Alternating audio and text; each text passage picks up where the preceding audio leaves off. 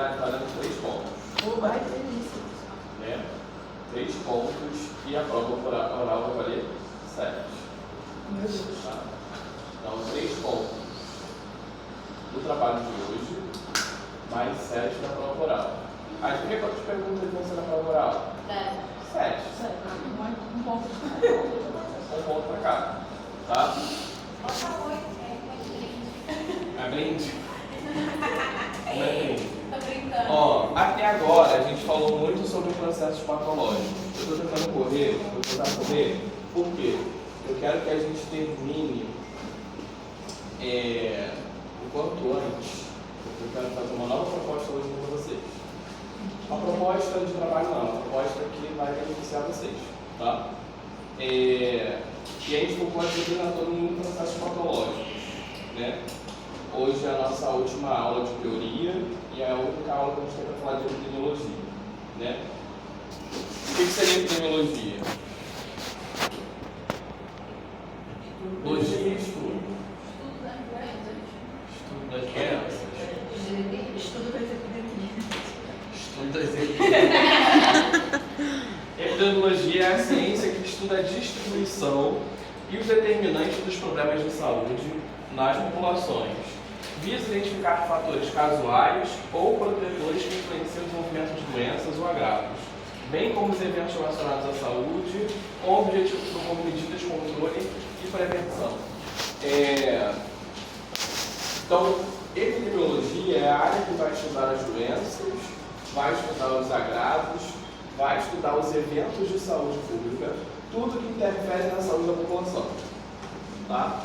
Por exemplo, vocês vão reparar que a epidemiologia ela não vai estudar só as doenças infecciosas, vai estudar também as doenças não infecciosas. Vai estudar os agravos. O que seriam os agravos? As consequências? Não. Um agravo é, por exemplo, violência interpessoal no contexto escolar, brigas de escola. Isso é um agravo. Violência interpessoal domiciliar, principalmente contra mulheres, né? Isso também é um agravo. Acidente de trânsito, isso também é um agravo. Picadas de animais peçonhentos, também é um agravo. Intoxicação por químicos, né? Substâncias venenosas, tóxicas, né? Agravo. Então deu para entender que agravo é diferente de doença? Deu? E o que seria um evento de saúde pública?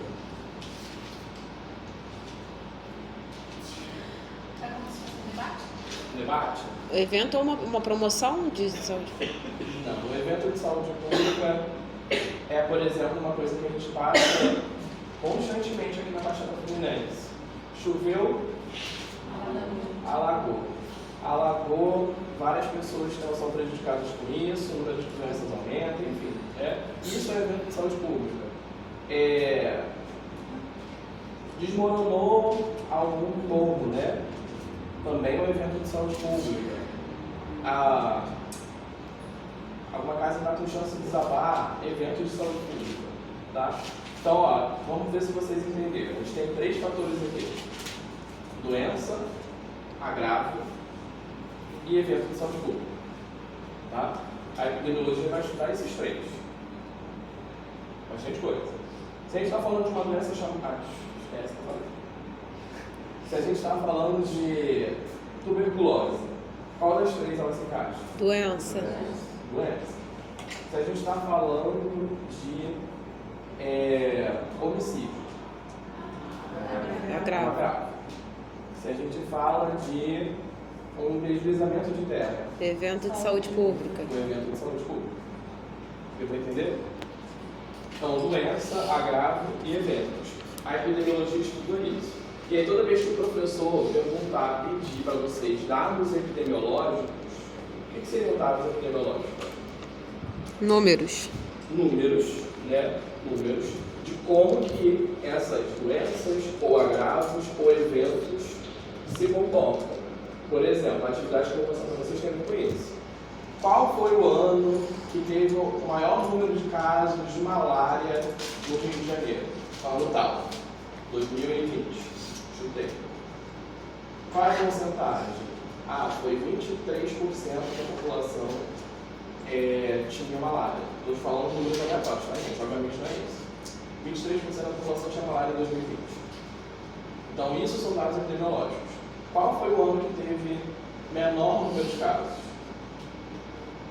Você viu lá, o menor número de casos foi o ano de 2002, que só teve 2% da população.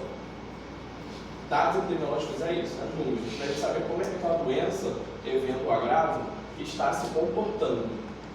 Tá? E a partir... Por que a epidemiologia é importante? Sabendo que epidemiologia é essa área que vai estudar dados, números estatísticos. Vai ter um controle e prevenção. Então aqui, a gente espera que todo ano, todo verão, a gente tenha 20% do número de casos de dengue. Isso é o esperado, 20%. E aí chegou no verão, está tendo 40%. Opa! E aí nesse momento que a epidemiologia, a vigilância epidemiológica, que vamos falar daqui a pouco, começa a decretar. Estamos vivenciando um surto de dengue, uma epidemia de dengue, de acordo com esses números. E aí vem as estratégias de saúde. O que a política vai fazer para movimentar, para mudar aquele número de casos? Chega a época do carnaval. Carnaval, se sabe, se espera que a incidência do número de casos de ISTs vai aumentar, de infecções sexualmente transmissíveis. Então, o que eu, o governo, tenho que fazer, para diminuir esse número de casos, para fazer com que ele não aumente, tá? Outra coisa que vocês vão reparar, na atividade, é que a gente vai trabalhar com o município do Rio de Janeiro. A gente, infelizmente, não vai trabalhar com o estado do Rio de Janeiro por causa da ausência de programas. Eu vou falar um pouquinho sobre isso. O município do Rio de Janeiro, a epidemiologia lá funciona muito bem. Não muito bem, mas funciona bem, comparado com as outras cidades. E aí esses dados estão disponíveis na internet. Tudo mastigado. Tudo mastigado. E a gente consegue trabalhar com a cidade do Rio de Janeiro. E aí a gente consegue saber também qual é a região que está sendo mais acometida com certa patologia ou evento agravo. Por exemplo, número de casos de tuberculose foi altíssimo no ano de 2017. Mas em 2017, coloquei lá 2017, olhei para o mapa do Rio, qual é a região que está sendo mais acometida? É a Zona Oeste. E aí, se o governo precisa fazer algum tipo de intervenção de saúde, ele tem que investir aonde? No município inteiro? Não, se o problema está sendo na Zona Oeste, ele tem que focar na Zona Oeste. É para isso que a epidemiologia serve, trabalhar com dados e reconhecer onde os problemas estão, tá? Para conseguir criar intervenções de saúde. Deu para entender? Sobre o que eu tinha falado do município do Rio, o que não acaba valendo para os outros municípios, Seria muito interessante a gente trabalhar isso no contexto Estado do Rio de Janeiro, comparar as cidades, isso é bem legal. O problema é que vocês já tiveram aula com o Jorge, ele é enfermeiro da estratégia, ele é enfermeiro da saúde da família, sendo que a gente tem um problema seríssimo, tá? Porque o programa de saúde da família, ele começou em 1996, tem 28 anos. Ele é um programa que começou no Nordeste para diminuir o número de casos de... Era uma estratégia, na verdade, para diminuir o número de casos de desnutrição infantil.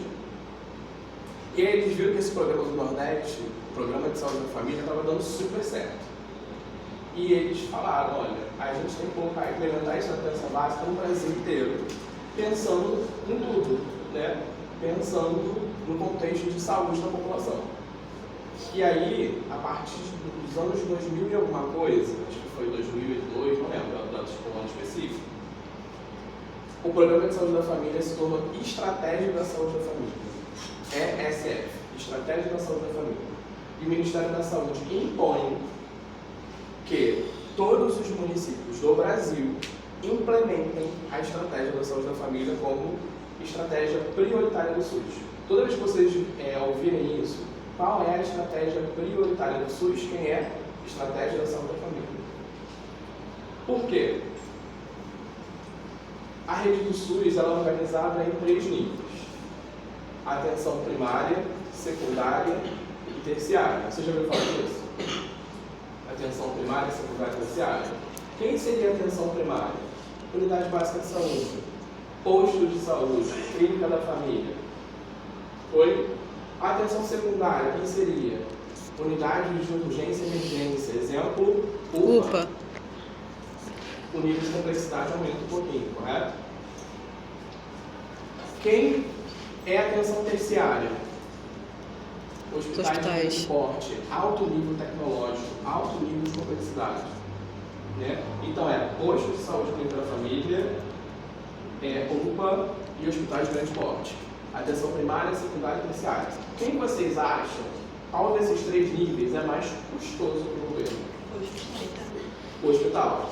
Por causa do alto atendimento tecnológico, né? Uma pessoa que vai fazer hemodiálise, quimioterapia, radioterapia, ela gasta, é muito custosa. Para fazer cirurgias é muito custosa. Como é que a gente faz para diminuir os casos da pessoa que tem atenção terciária? Cuidando da saúde primária. Investindo na atenção primária.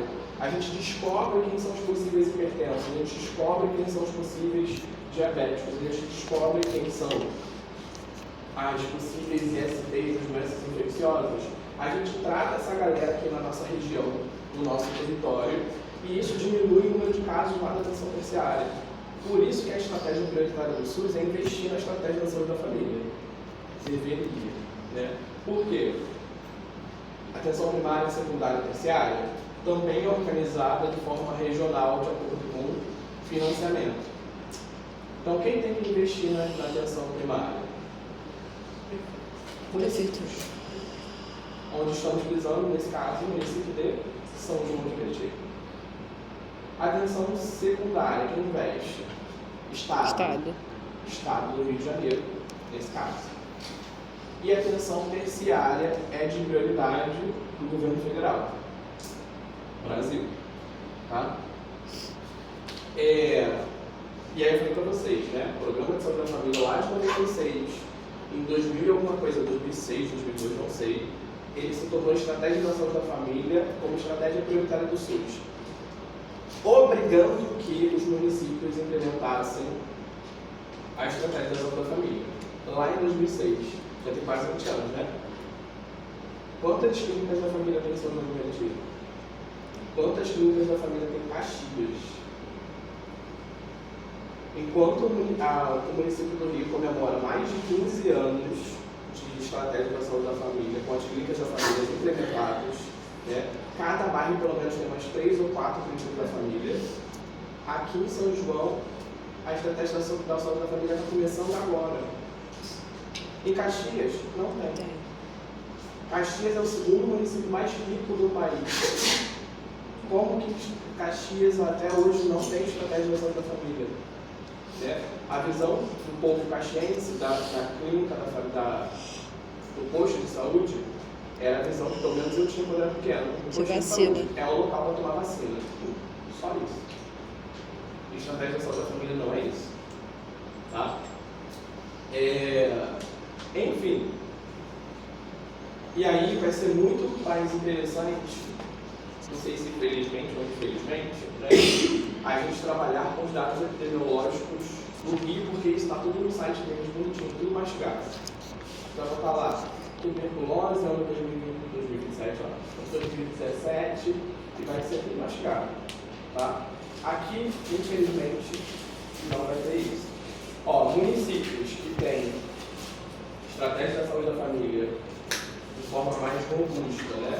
Um pouquinho mais para frente, no estado do Rio, o município do Rio. Aqui na Baixada Fluminense tem uma referência muito boa, tá? Mesquita. Tem alguma mesquitense aqui? Não? Mesquita tem uma estratégia da saúde da família maravilhosa, super na frente também. Para vocês terem noção, tem programa de residência de enfermagem e de medicina em Mesquita. As clínicas da família de lá são ótimas.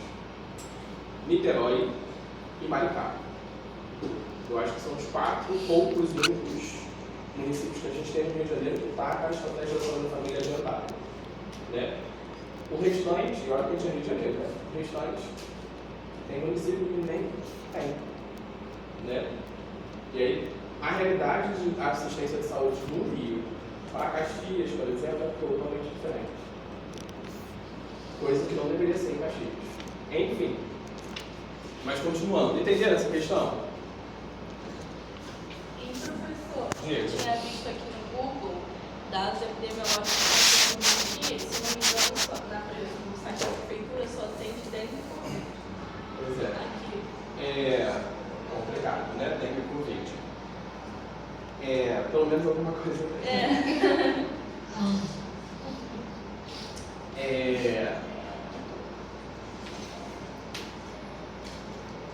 Quando a gente fala de. Interessante a Milena, caraca, interessante a Milena falar isso agora. Por quê? Por mais que aqui não tenha estratégia da saúde da família, as doenças não são notificadas pela epidemiologia. As doenças, os agravos e os eventos vão ser sempre notificados. Sempre. Tá? Independente se existe estratégia da saúde da família ou não, vai ser sempre notificado. Isso é uma obrigação. Obrigação de quem? Profissionais da saúde. Incluindo técnicos de enfermagem precisam fazer notificação compulsória. Tá? O que é isso? Surgiu um caso de Covid aqui no meu hospital, é simplesmente, vamos fazer o tratamento dessa pessoa, tchau, imenso, curou, alta. É só isso? Não. Você vai pegar a ficha de notificação compulsória, vai preencher tudo, e aquilo ali vai para quem? Ministério da Saúde. Tudo que acontece dentro de um hospital, dentro de uma clínica, dentro de qualquer unidade de saúde, precisa ser registrada para a vigilância epidemiológica. Deu para entender isso? Agora, é obrigatório para o governo divulgar essas informações. Eles são obrigados a divulgar essas informações. Bom, ano casado, quando eu tive dengue, aí eu fui lá fui atendida lá no Luiz. E aí, depois de 1 mês e meio, foram lá na minha casa, fiquei até com assustada, né? Aí fizeram perguntar, você é livre, mora? Fiquei meio assim, né? Aí falou, não, porque você teve caso de dengue, você é alguém da sua família? Eu falei assim, aí, não, então a gente veio aqui para perguntar como você está, e a gente está fazendo os registros para poder ver como que está agora essa questão da dengue. Sim. Ainda mais isso, né? O que acontece? O paciente, se ele recebe alta de alguma patologia que está na notificação compulsória, ele foi para casa, teve algum caso de óbito, aquele registro vai ser muito complicado caso não exista uma investigação correta. Então, existe na notificação compulsória casos de dengue e óbitos por dengue, para vocês entenderem a gravidade da dengue, né? São dois tópicos para ela. E aí tem que fazer essa busca ativa para saber se está tendo óbitos também no número de casos. E aí deixa de ser caso e vira óbito, entendeu? Quando a gente fala de vigilância em saúde, a gente está falando de uma organização política do governo que pensa em organizar as questões de vigilância, tá? E vigilância que eu digo é literalmente vigiar, tá? Mas essas instituições existem e algumas delas vocês conhecem, tá? O objetivo é o quê? Contribuir com dados para atuar na prevenção de doenças, agravos e eventos, tá? E aí, primeiro, a partir dos dados, o governo, a equipe de saúde começa a perceber o quê? Os possíveis problemas, correto? Aquilo que eu falei da dengue. Era normal 20%, e os dados estão falando para a gente o quê? 40% da população está cometida. Um parênteses muito grande e importante. Quando eu falo porcento, gente, o que isso significa? Porcentagem. É uma porcentagem. E o que isso significa? Uma parte. Uma parte da população. Qual parte? Qual número? por 100. Se é por 100, eu peguei 100 pessoas e vi quantos casos tinha. Por exemplo, 10% dos alunos do grau de São João não usam uniforme. Eu peguei 100 alunos do grau de São João e vi que 10 deles não usam uniforme. Por isso que é porcentagem. Tá? Toda vez que eu falar porcentagem, para qualquer coisa, é por 100. No caso aqui é por pessoas, né? A gente fala de uma população. 100 pessoas daquela população, 20 tem aquilo, 25 tem aquilo. Você está entendendo?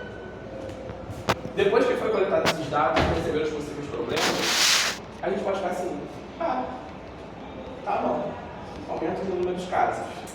Passou, vida que segue. Não, o governo precisa se movimentar para pensar em políticas, né? Quais são as políticas que vão resolver aqueles problemas? E aí entram as estratégias.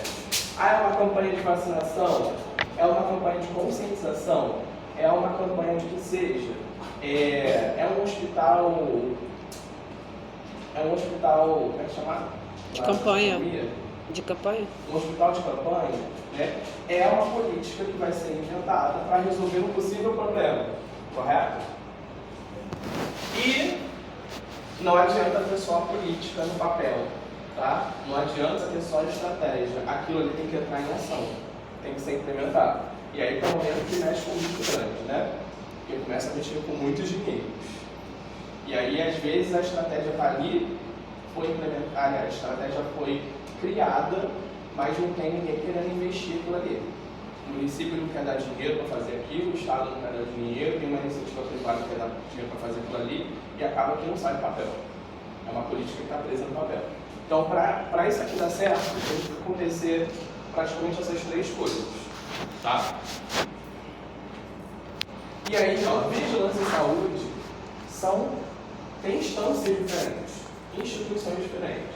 Vigilância ambiental é uma delas. Ela está controlando o ambiente para ver se tem fatores que vão atingir a saúde humana. Tá? Eu não quero saber se, por exemplo, se os animais estão sendo atingidos. Não é isso. A vigilância ambiental não faz esse papel. Ela quer saber, por exemplo, existe algum... Eu fui para o lançou esses dias. Um caramujo em Nova Iguaçu, que está com a presença de um verme que não é normal. Tem um caramujo tem um verme naquele caramujo. E aí investigaram e viram que uma população de caramujos em Nova Iguaçu tem aquele verme. E é um verme que acomete os humanos. Isso, quem tem problema instância para investigar isso é a vigilância ambiental. Lembra do escândalo da geosmina na água? Da SEDAI? A água estava com gosto meio barrento, falaram, geosmina, não sei o que na água. Vigilância ambiental está ali, fiscalizando isso. Tá? Tudo que vem interferir a saúde humana. Vigilância da saúde do trabalhador é uma vigilância pouco explorada, não é todo município que tem, tá? É uma instância um pouquinho fraca comparado com as demais, mas ela está ali para preservar a saúde de quem?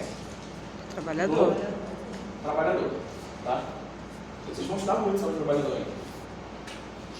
Vigilância sanitária, isso aí vocês já ouviram falar. Vocês são muito novinhos, mas acho que vocês pegaram a época do Lineuzinho. Lineu. Da grande família. Grande família. Mais fácil ter falado do Agostinho.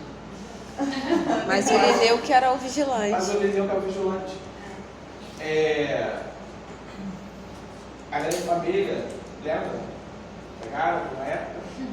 Acho que o Lineu, tinha uma época que o Lineu era insuportável, porque ele era da vigilância sanitária. E ele ia em todos os lugares, multando todo mundo, fechando estabelecimentos. E a vigilância sanitária existe há muito tempo. Ele fechava a pastelaria do pessoal, né? Enfim, a vigilância sanitária é a vigilância mais antiga que a gente tem. E super bem estruturada, tá? Muito bem estruturada. Inclusive os laboratórios centrais do governo pertencem à vigilância sanitária. A famosa Anvisa, a Agência Nacional de Vigilância Sanitária, que está controlando os aeroportos e os portos, é da vigilância sanitária, né? Então eles estão ali controlando tudo para que não tenha possíveis danos, agravos para a população. Por exemplo, a pastelaria ali da esquina está vendendo pastéis com carne nitidamente estragada, né? A vigilância sanitária chega aqui, vê aquele estado e interdita aquele estabelecimento, porque a população não pode, a população não está nem sabendo, não pode consumir aquele alimento.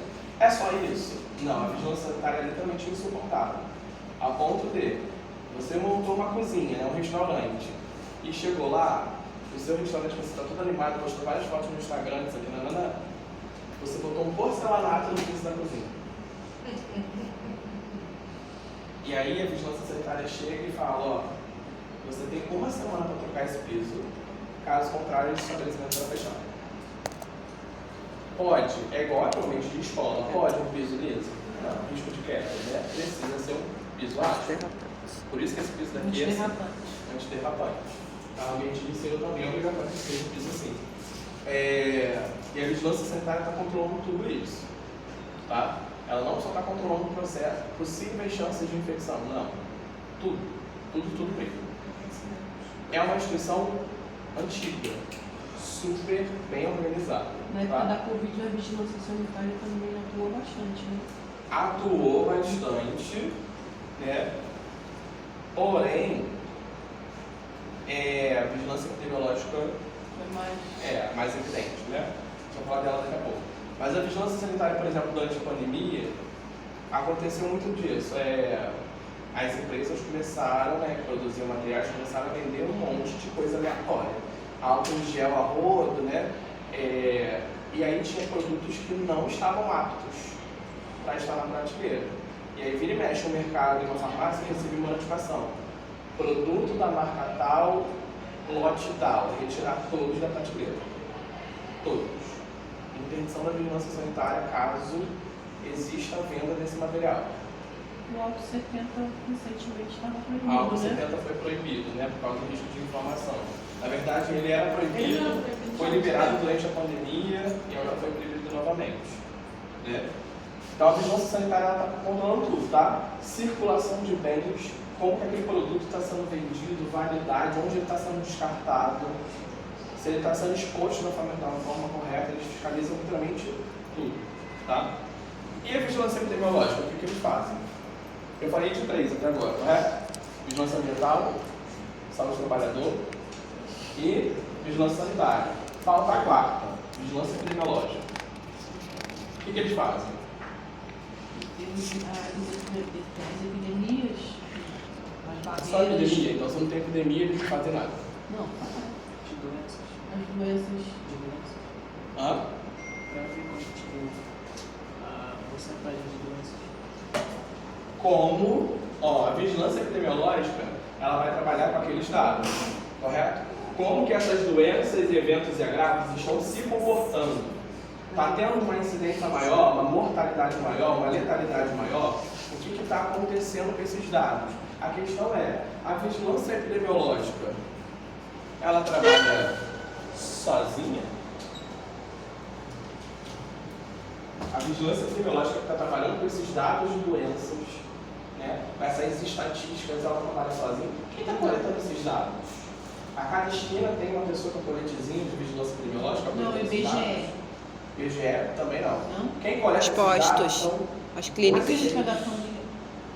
são vocês, todas as unidades de saúde. Não importa se é público ou privado, não importa se é atenção primária, secundária ou terciária. É uma unidade de saúde, teve um registro de um caso de uma doença X. Essa doença está na lista de notificação compulsória. É obrigatório que aquilo ali seja notificado. Deu para entender? Eu trabalho no postinho da minha casa, da rua da minha casa. Ali tem notificação compulsória? Tem. Eu trabalho numa clínica particular que é pequena. Tem notificação compulsória? Tem. Eu trabalho numa UPA. Tem notificação compulsória? Tem. Eu trabalho no hospital de grande porte. Tem notificação compulsória? Tem. Todas as unidades de saúde têm notificação compulsória. É obrigatório fazer para qualquer unidade de saúde. Agora, quem faz esse registro? Técnicos. Não os técnicos. Todos os profissionais de saúde. Todos e qualquer profissional de saúde tem autoridade para notificar doenças, tá? Obviamente, depois que o diagnóstico foi pré-estabelecido, tá? Então, o médico confirmou, ele vai ter uma parte do dia que eles vão separar para fazer a vigilância. E aí podem botar vocês para preencher a ficha de vigilância. Em caso assim, exemplo assim, de clínicas que faz exames. A pessoa foi lá, fez exame de Covid, aí deu positivo. Só que aí a pessoa tem que levar no médico. Mas aí aquela clínica também já pode fazer essa. Olha, Porque geralmente é a gente. Você já. tocou na minha ferida. Porque assim, é uma discussão que eu tenho muito tempo com os meus. Recentemente, eu não sei se foi no começo desse ano ou no final do ano passado, acho que foi no começo desse ano. O CFF, no caso, né, o Conselho Federal de Farmácia, ele foi habilitado para vender uma lista gigante de testes rápidos nas farmácias populares, nas farmácias de rua, né? Então as farmácias, elas podem vender e podem aplicar vários testes de doenças que são de notificação compulsória. E aí, quando eu vi aquilo, eu quase caí para trás, né? Qual é o grande problema disso? Essa inserção de dados. O problema não vai dizer. Não é nem isso. A pessoa comprou, faz o teste. Vou fazer o teste de HIV num posto de saúde, numa clínica da família. Fiz o teste de HIV, aquele teste deu positivo. Aqueles profissionais, eles vão deixar embora sem tratamento? Não. Sem orientação sobre os próximos passos? Não. Não. Como estratégia do SUS, eles vão me prender aqui, eu falar, o tratamento é assim, assado, tem que começar hoje, né? Justamente para não me perder, para não perder esse paciente, né? Então eles vão fazer todo o registro, encaminhamento dos possíveis próximos passos, né? Isso no posto de saúde. Agora, fui numa farmácia, fiz um teste de HIV, um autoteste, comprei um autoteste, levei para minha casa, dei positivo. E aí? Vai pirar. Tem essa questão do psicológico, essa pessoa está preparada para receber um diagnóstico sozinha, né? A interpretação, ela sabe interpretar aquele teste sozinho ou não. Os falsos negativos e os falsos positivos também existem, né? E sem falar que essa pessoa recebeu um positivo. Quem garante que ela vai procurar uma unidade de saúde para tratamento agora? Ela vai procurar um prédio popular. Ou seja, são pessoas perdidas. E aí as pessoas que eu discutia sobre isso eram inclusive os farmacêuticos. Porque eles estavam, você está falando que a gente não é capaz. Eu falei, vocês são capazes, né? A questão vocês não têm vínculo com as farmácias populares, né? Pacheco, Venâncio, Raia, não está preocupada em notificar doenças e nem é habilitada para isso.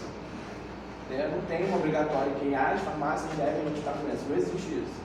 E aí são casos de doenças que vão estar perdidas.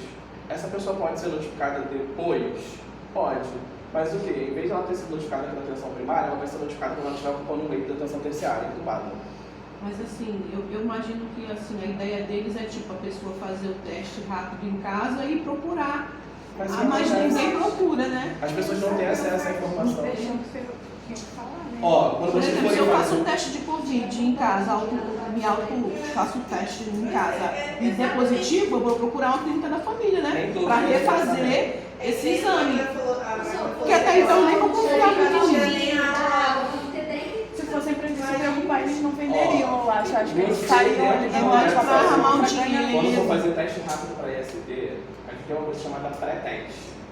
Que é o quê? Você senta para esse paciente de toda a cordialidade, obviamente, que você vai ter, de bom dia, boa tarde, boa noite, vamos fazer o teste.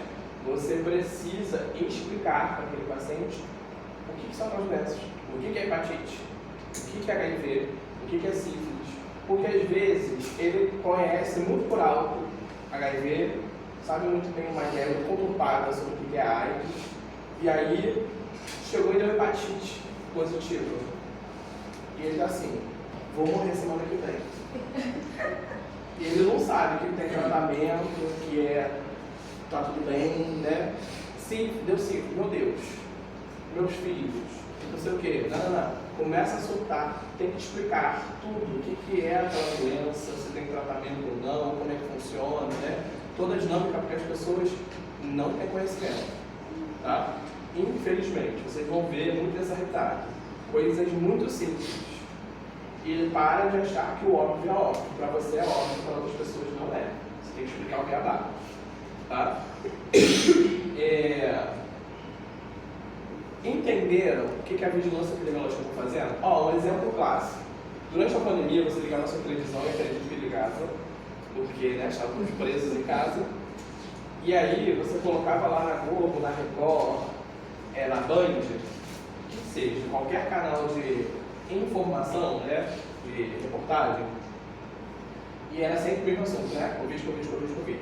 Mas tu ligava no Jornal Nacional, e o Jornal Nacional te dava informações fresquinhas, né?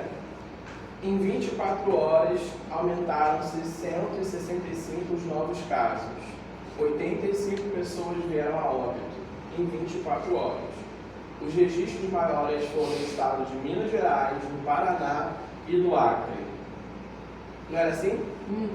Tu acha que foi a família Roberto Marinho que foi de hospital em hospital e falou assim: me dá os resultados aí, em todos os hospitais do Brasil? Não, Quem coletou, como é que esses dados foram parar na Globo? pela vigilância epidemiológica. Todos os profissionais de saúde estavam notificando. Aquilo ia para o Ministério da Saúde e, por obrigatoriedade da lei, eles precisam pegar todos esses dados e divulgar no site do Ministério da Saúde. A Globo ela só pegava aqueles valores Do site do do Ministério da Ministério. Saúde e fazia gráficos bonitinhos. Mas os valores não foi a família Roberto Marinho, não foi a Globo, não foi a Record, não foi a Band que coletou. Isso é graças a uma estratégia de política chamada notificação compulsória da vigilância epidemiológica. Tá? E aí, como que essa notificação compulsória funciona? Se eu não me engano, são 54 ou 56. Tá? Uma lista de 54 ou 56 doenças, eventos ou agravos que precisam ser notificados caso aconteça. É obrigatório. Chuta aí pra mim, eu falo pra vocês, se essa doença, se esse agravo está na lista. Fala aí pra mim. HIV está na lista. Dengue. Dengue está na lista. Tuberculose. Tuberculose, precisa ser notificado. Pneumonia, precisa ser notificado. Câncer, Raiva. precisa ser notificado. AIDS, HIV, Sífilis. sífilis, precisa ser notificado. Sífilis tem 3 categorias só para sífilis. Meningite precisa ser notificada. Clamídia, eu acho que não. Hepatite precisa ser notificada. Hepatite B precisa ser notificada. Mas, são 54. Hanseníase. Hanseníase também precisa ser notificada. E aí, não é bom para discutir sobre isso, mas se você já fez isso com meus alunos, pedi para eles classificarem aquelas doenças de acordo com o tipo de agente biológico. É uma bactéria, um vírus, um fungo, é o que causa aquilo ali, né? E aí, sei lá, quase 100% da lista é tudo bacterioses ou viroses. Cadê as doenças fúngicas? Cadê as doenças eubíticas? Os protozoários não estão na lista. Ou seja, apareceu um caso de ascaridíase, de lombriga, aquilo ali vai ser notificado? Não. Não está na lista. Não precisa ser notificado, não vai ser notificado. O problema disso é o quê? Se a gente tiver aqui em São João, tiver tendo um surto de ascaridíase, como é que a gente vai descobrir? Não vai. Mas nem se tiver exatamente isso no surto, eles não vão lá. Como é que a gente vai descobrir? Os profissionais, eu trabalho aqui no posto de saúde, numa UPA em São João. Eu estou recebendo vários pacientes para esse caso. E aí vai ser, vamos começar a divulgar isso aqui, né? Falar, tá surreal o número de casos aqui. Aí a população vai acabar descobrindo, né? Mas é tudo muito solto, tá vendo? As pessoas não deveriam ser... Muita gente também pode achar que é falso. Pode achar que é falso. Muitas informações podem ser falsas, né? Enfim, Mas no caso, tipo, não é obrigado a divulgar. não é obrigado a notificar. E nem é nem questão de não ser obrigado. É a questão de não vai ser notificado. Mas se eu quiser, eu não posso divulgar. Tipo assim, se eu tiver um caso, se eu quiser, eu não posso notificar. Não pode. Porque você não tem a ficha de notificação da tua doença.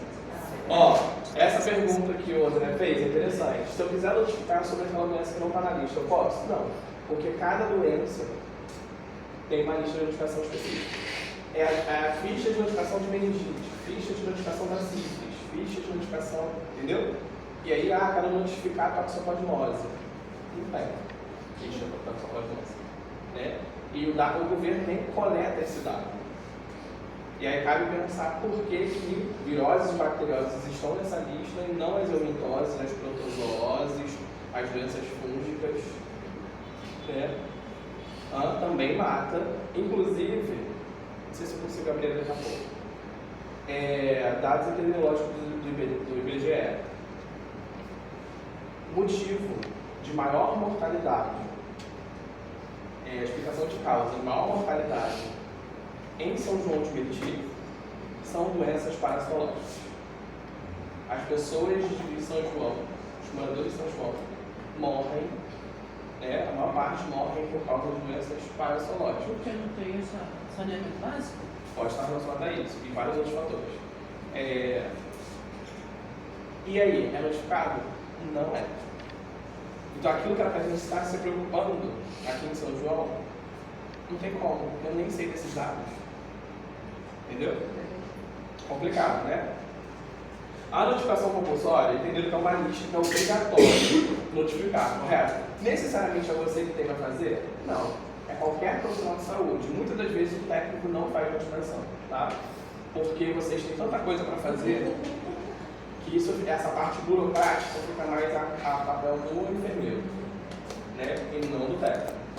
Então, mas vocês vão ver muito enfermeiro falando assim, hoje à tarde não me enche o saco não que eu estou fazendo vigilância. Vocês vão ver muito enfermeiro falando isso. Que é o quê? Ele vai pegar todos aqueles dados que ele está acumulado e ele vai começar a notificar todos eles. Tá? Ele separa uma parte do dia para ficar fazendo vigilância. E aí, às vezes, está tão acumulado que ele vai botar você para fazer. Tá? Entenderam que é uma ficha que é obrigatória notificar para o governo? Existem 3 classificações. 3. Notificação compulsória imediata. Se a notificação compulsória imediata, ela tem que acontecer em quanto tempo? Rápido. Imediatamente, sendo que, por exemplo, surgiu um caso de Covid, eu tenho que parar tudo que eu estou fazendo, deixei o paciente aqui do lado, peraí que eu tenho que notificar o governo. Até 24 horas. Em até 24 horas. Então, notificação compulsória imediata, ela tem que acontecer em até 24 horas.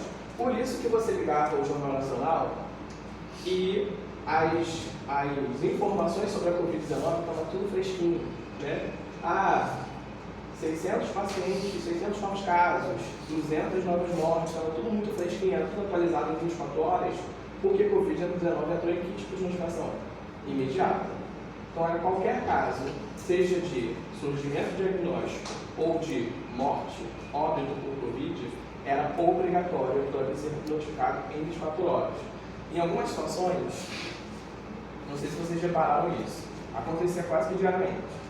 Eles divulgavam as informações e falavam assim: esses dados são de acordo com as últimas 24 horas, com exceção do estado da Bahia, do estado do Pernambuco e do estado do Espírito Santo, que não divulgaram seus dados. Sim. Ou seja, os dados estavam chegando atrasados no Ministério da Saúde. Pensa, né? 24 horas também complicado. Mas notificação compulsória imediata tem que ser registrada em quanto tempo?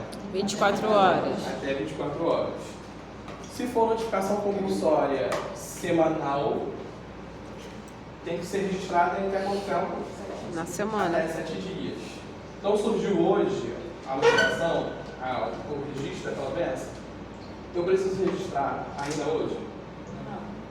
Posso registrar amanhã, posso registrar segunda-feira que vem, contando que eu registre até quinta-feira que vem, ainda está nos prazos de 7 dias, correto?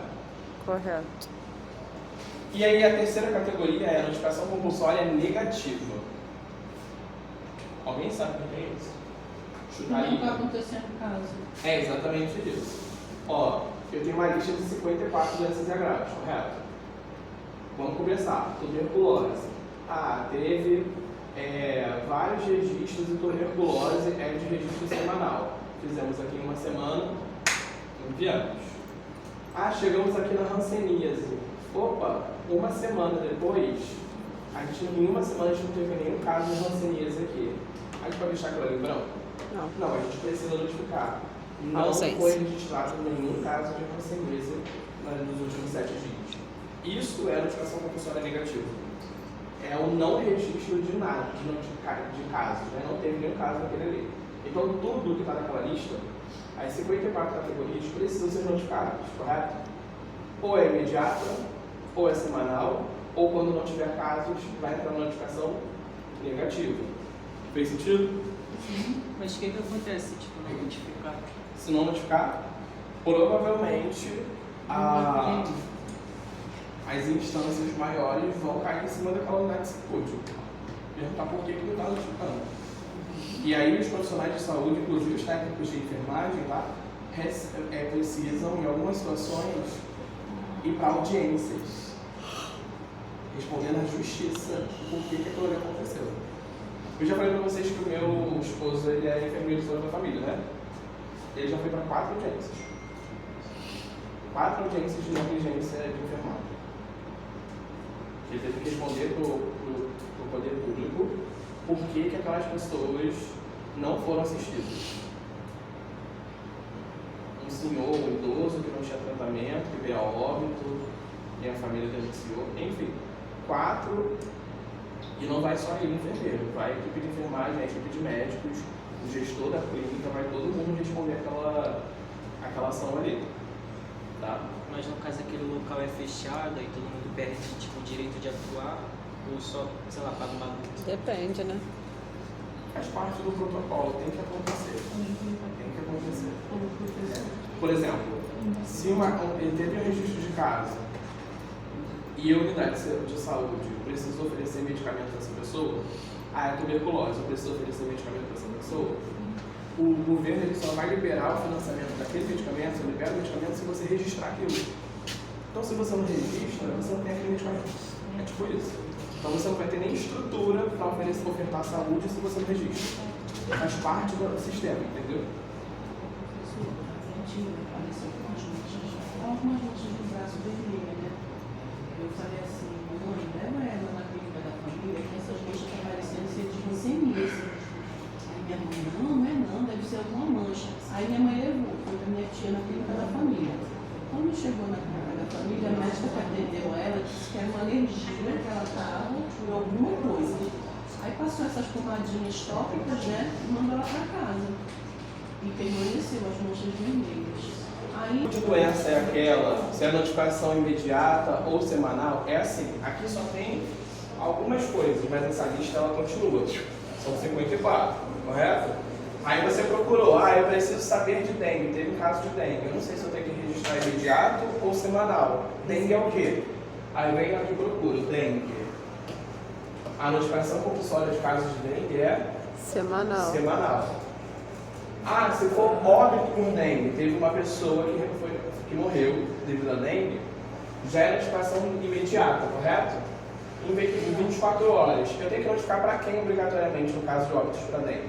Eu tenho que notificar o Ministério da Saúde, eu tenho que notificar a Secretaria do Estado do Rio de Janeiro, eu tenho que notificar a Secretaria Municipal, que nesse caso aqui seria São João Meriti. É obrigatório, tem que acontecer. Tá? Em 24 horas. Eventos adversos graves ou óbito pós-vacinação. Uma pessoa veio a óbito pós uma vacina, precisa ser notificado. Isso aqui é o quê? É uma doença? Não. É um agravo. Um agravo, né? Tem que ser notificado em 24 horas para as 3 instâncias. Tuberculose, semanal. Violência doméstica, que é outro agravo, né? Semanal. Violência sexual, tentativa de suicídio. Já tem que ser notificado em até 24 horas para o município. Tá? É assim que é essa lista. essa lista numa sala de vigilância fica lá, para você saber. Ah, isso aqui tem que ser notificado em 24 horas, tem que ser notificado na semana. E se não tiver nenhum número de casos? Por exemplo, não teve nenhuma tentativa de suicídio Uma semana. violência sexual em uma semana. Negativo. Precisa E ser uma notado de qualquer semana. forma, né? Dizendo que não teve nenhum caso. Tá? Exemplos de questões de concursos públicos que caem no técnico de enfermagem. Tá? A notificação, isso aqui vocês vão ver de novo, notificação compulsória em saúde coletiva, antes vocês vão ter lá na frente. Tá?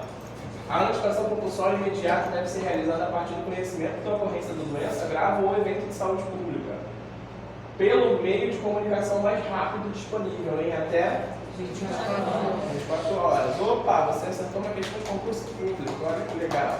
Está chegando próximo da sua vaga. Quero ver agora. É, já está marcado.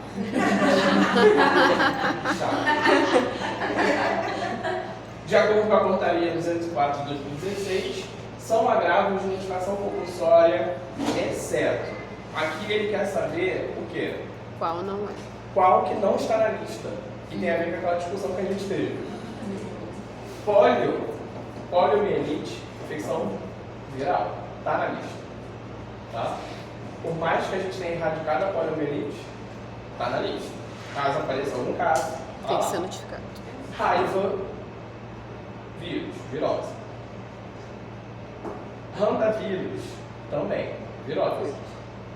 Óbito por suspeita de Zika, também é vírus, também está na lista. Isso aqui é uma... Você conseguiria acertar essa questão só pela crítica, tá? Porque se é uma doença viral, provavelmente está lá, né? Agora, neurocistose é uma doença causada por um verme. É o mesmo da ténia, da teníase? É o mesmo verme, né? Tá na lista? Não tá. Se tiver casos de neurocistose aqui no hospital, vocês vão ser obrigados a notificar? Não. Tem a quem notificar? Também não. Vai ficar só no registro do hospital. Entendeu? Isso aqui é uma crítica interessante. Por que as doenças de notificação compulsória são só viroses e bacteriosas? Cadeia de doenças eumíticas, fúngicas e causadas por protozoários. Né? São doenças que matam também. A gente acha que não mata, mas mata. Tá? Mata bastante, por exemplo. Deu para entender? Sim. A atividade vai ser o seguinte: eu vou pedir para que vocês, na maior paz de Cristo, porque ontem eu tive uma